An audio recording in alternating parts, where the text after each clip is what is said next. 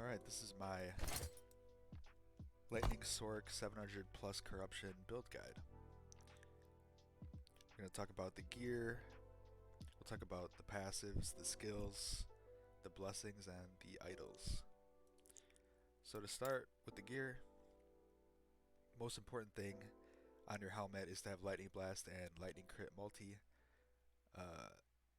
The implicits don't matter too much. The suffixes, just try and get whatever defensive affixes your build needs. In my case, I went with % armor and % health, but you can go with things like resistances as well. The amulet, I'm running Orion's Eye. This is a pretty rare item, and it's definitely not mandatory in this build, so if you don't have it, don't sweat it. But it is pretty nice if you do have it, because it converts 100% of void damage to fire damage, then reduces that fire damage taken, and then when you run it with Prism Wraps also reduces elemental damage taken. So we're getting a lot of damage reduction just from the amulet, and then it gives a lot of mana and stun duration, which is super nice. But like I said, you don't have to run this.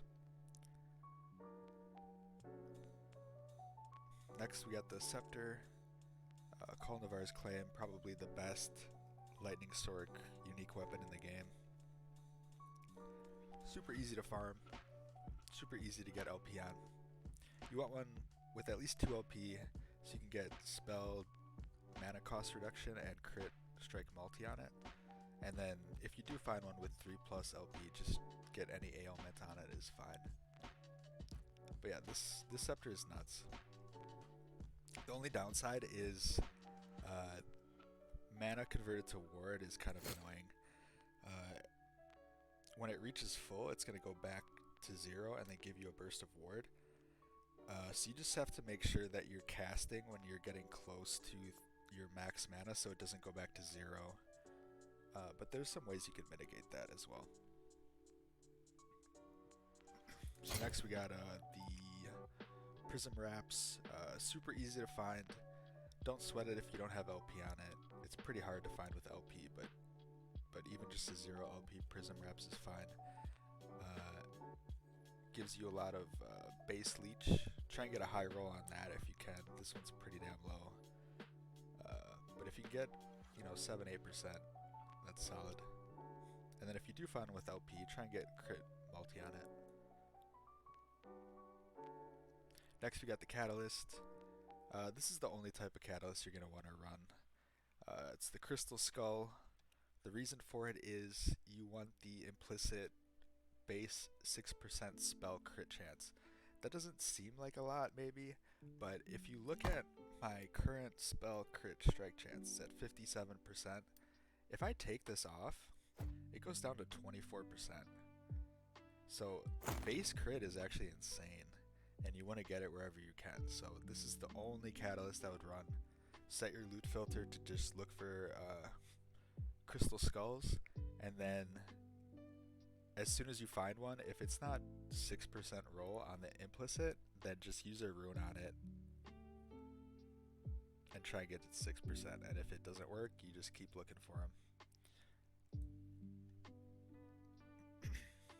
Next we got the rings. Nothing too crazy, just damage and crit avoid health. You can get resistances on it. The implicits don't matter too much. I like the gold ring for flat elemental res, but you can go wherever. Then we got the belt. Main thing you want on it is cleanse. The reason for that is as you get higher in corruption, you need cleanse to get rid of slows, armor shred, chills, that kind of stuff. So definitely make sure you have that on your belt, and then some crit avoid if you need it. Oh, one thing about crit avoid, if you can't find pieces of gear that cap your critical strike avoidance, instead of Prism Wraps you can run Woven Flesh, which gives you 100% crit avoid and also buffs leech. So this is kind of a leech build. So Woven Flesh synergizes with that too if you can't get enough crit avoid elsewhere. The other ring I'm running is Oshirion. This is definitely not mandatory, but as I said, this Lightning Sword build is kind of an ailment build as well. You have so much cast speed and you're casting Lightning Blast so fast that you're applying stacks of every ailment constantly.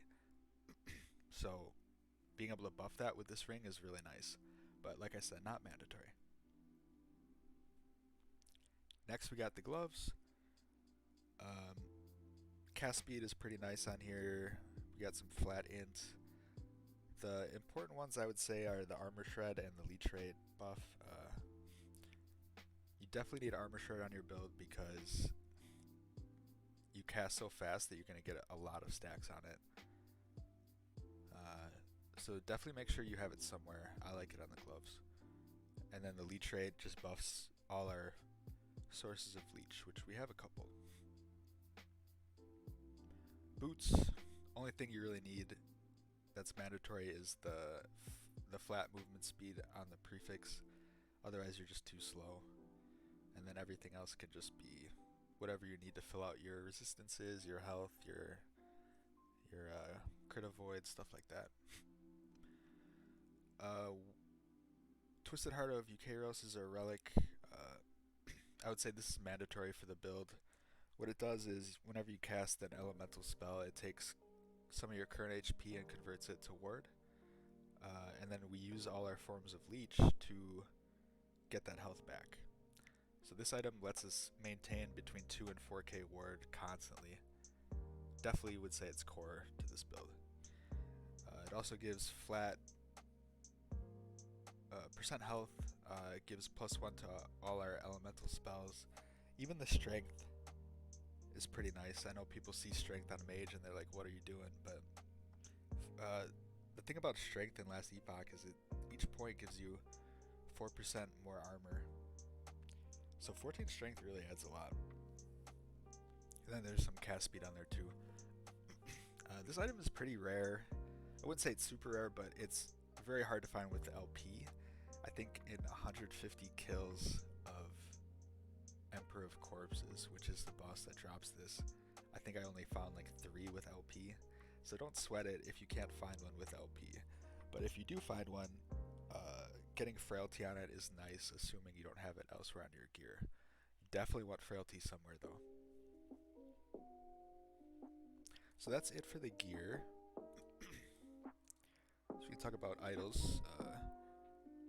The ones you want to find for Lightning Sword are capacitive, adorned arcane idols of Electromancy. This just gives you the most damage possible for Lightning Sword. It's increased lightning damage while you have Aegis, and you pretty much always have Aegis up, so you almost always have this damage buff up. And then the suffix is increased lightning damage, doubled if you have over 300 mana. You're gonna have over 300 mana with this build, so you're getting double that damage buff. And then if you can find 4 of them, that's just an insane amount of bonus damage. I will say that this is pretty hard to find, so you want to start keeping an eye out for them early. And then one thing you can do is get the Adorned Idol Blessing. Get this as soon as you can so you can start finding them ASAP, because it's probably the last thing they're going to cap on this build. I've been playing up to 700 Corruption many hours and I still only have 3 of them. And one of them has a pretty low roll here, but I'm getting there. So yeah, try and find that blessing so you can get these sooner. If you don't have these yet, you can run these 2x1 idols for more health, and then use these 1x1s just to fill out your resistances as needed. So that's it for idols. We can talk about the blessings here. Like I said, we got the Adorned Idol drop rate. We got the helmet drop rate. This is going to let us get more exalted Lightning Blast helmets. We got the Crit Strike Multi Blessing.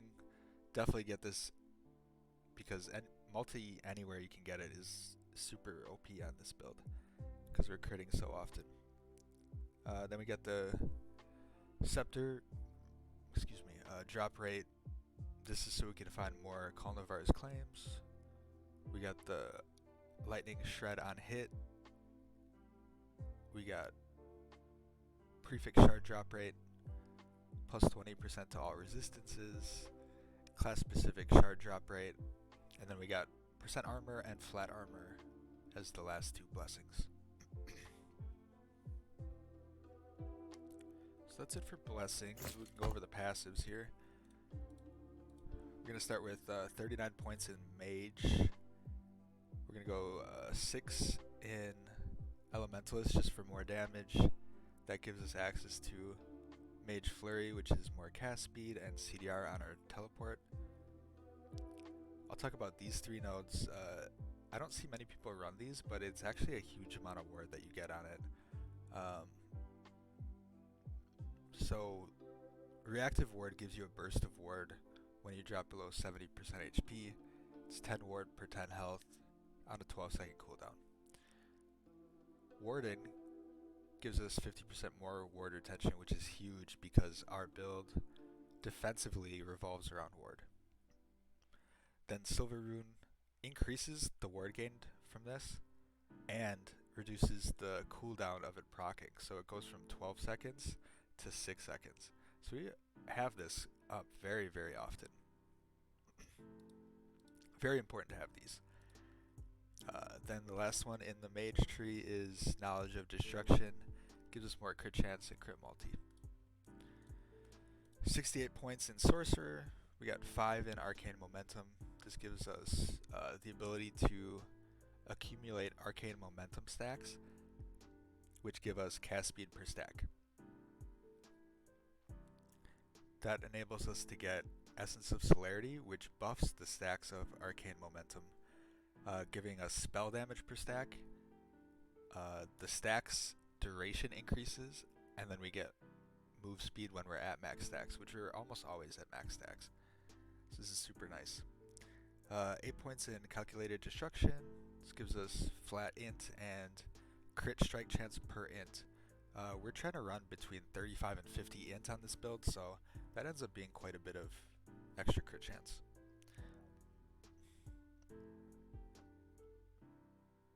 Then we got Ceranomancer, just 6 points in it for more lightning damage and shock chance. Gives us access to Rift Bolt, super important node. This gives us flat lightning pen and flat lightning damage leech. It's really hard to find pen and damage leech, so this node is super valuable. We take 2 points in Whirling Snow. This just gives us some chill chance, and I'll talk about why chill is important later. But yeah, if you have chance to apply chill on your gear, then you don't need these points. Then we got Crackling Precision. Gives us crit chance, which is doubled for lightning skills, so that ends up being 160% extra crit chance. 5 points in Arcane Obliteration for the spell crit multi.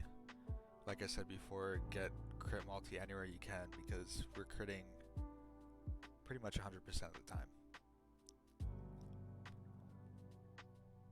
We take 1 point in Arcane Insight.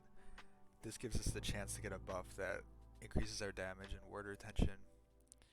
We only need 5% on hit because we're casting Lightning Blast so often that we're getting pretty damn good uptime on this just with 5%. Then we take 3 points in Spell Slinger. Gives us some flat spell damage and mana regen. 8 points in Elemental Ascendance. This is mostly for the elemental resistances. If you're already capped out on elemental res, you can shift these points elsewhere. I would recommend switching them to Arcane Current, which just buffs our shock ailments, but you don't have to. And then 4 points in Recollection gives us some CDR. 5 points in Archmage gives us flat spell damage. It's plus 5, but if we have over 200 mana, which we're going to, it triples it to 15. So 15 spell damage for 5 passive points is insane. So make sure you get that. And then lastly, we got 6 points in elemental affinity just for more damage and elemental res. Again, if your elemental resistances are already capped, you can shift these points to more offensive nodes elsewhere in the tree. So that's it for passives. Lastly, we're going to talk about skills. I'm not going to go through every node, but if you want to just pause the video, you can check out the setup and copy it. I will talk about the important stuff though. For Flame Ward, make sure you have dual Aegis for the additional charge. Barrier gives you less damage taken from hits.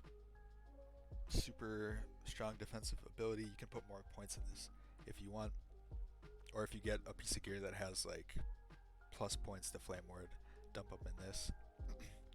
Make sure you get 3 points in Prismatic Buffer. This just reduces all elemental damage taken.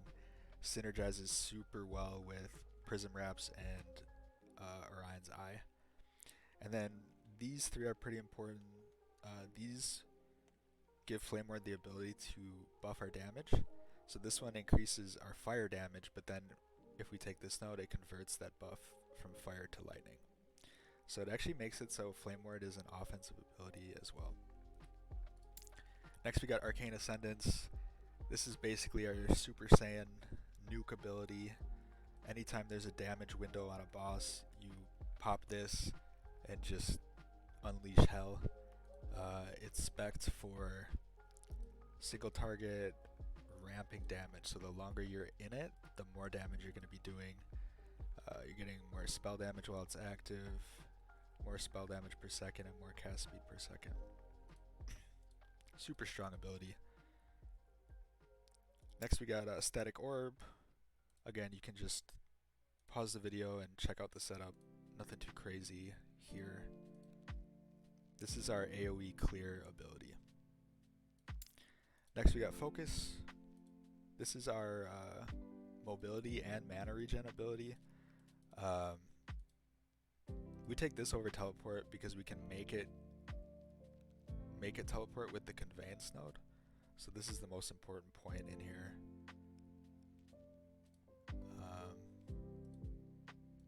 So yeah, you use it to teleport, and then if you hold the button down, you're channeling to gain mana back really fast. As you get higher in corruption, you're gonna start to depend on just the burst. So when you channel it gives you a burst of mana regen and ward after 1 second, and then it keeps going up, but it's slower. So generally you just wait until mobs are on you, you teleport to safety, channel it for 1 second to get the burst, and then by then they're usually on top of you again, so that you just use it for the burst and then you keep running. But yeah, this single-handedly solves our mobility problems and our mana problems. So definitely take that over Teleport. And then lastly, the most important ability is Lightning Blast. Important things, I would say, I don't see many people take this node, Innate Conduit, but with Kolnavar's Claim, there are times where you just mismanage your mana and it resets the mana to 0. This lets you still cast Lightning Blast even if you're out of mana. It's not as much damage because the Lightning Blast can't chain, but it's still pretty darn useful, I would say. But if you don't care about this, you can put it into things like front loaded or elsewhere in the tree just for more damage. Shatter Shock, pretty important because it gives you bonus damage for shocked and chilled enemies. The thing about this node is if an enemy is shocked and chilled, you get the damage from both. So this is why you want chill somewhere on your gear, and if you don't have it on your gear, you want it in the passive tree, that whirling snow node. The other thing I'll say about this is take Lightning Attunement. This gives you 5% chance on cast to grant Lightning Aegis. As soon as you play the build, you'll see you almost always have this Aegis buff on your buff bar. So even with just 5% chance, you're having permanent uptime on it. Super important. Other important stuff, you go this route to get convergence. This makes it so you still chain with lightning blast, but all the chains go to the same target. So this is what makes it a single target beast. So get that, get the additional chains. This gives additional chains as well, based on how many you've already cast. Overcharge gives you a chance to double cast and increases the damage, and then Hypercharge gives you a chance to quadruple cast. So that's what's going to let you just get insane numbers of chains per target. So I think that should be it. Like I said, I didn't go too in depth on the nodes, on the skills, but if there's, well, first, just make sure you pause the video to look at the setup, and then if there's any nodes in particular that you're not quite understanding why I took them, just leave a question in the comments and I'll be sure to answer it. As for gameplay, I'm not going to put gameplay in this video, but if you check out my other videos, there's gameplay of this build. So check those out. If you liked the video, you found it helpful, please like it. Feel free to subscribe for more content. And yeah, have a great day.